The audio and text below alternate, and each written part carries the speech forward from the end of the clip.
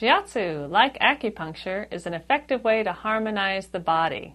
Hi, my name is Christina Biergo. I'm a Shiatsu Japanese massage practitioner. I'm going to speak a little bit about using Shiatsu for TMJ.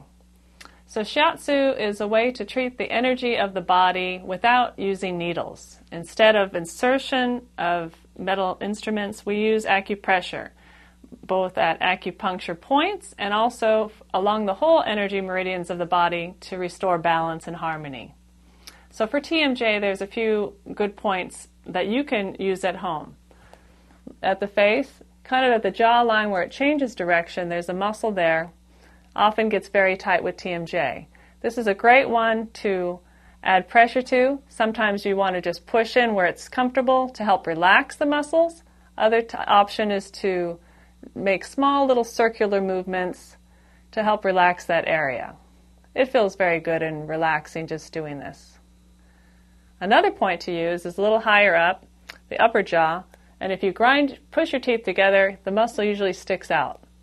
This is the point where you want to push in. After you relax, then the jaw.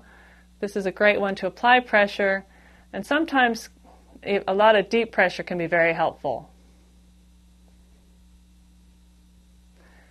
Also with TMJ, a lot of it comes about from tension in the neck, so it's good to treat the neck as well.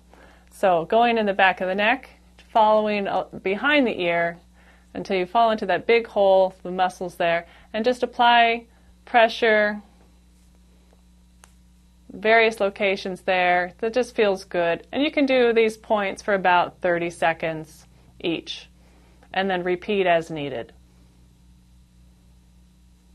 So these are just a few points, things easy to do that I hope you can practice at home as needed to help with any TMJ tension in the jaw.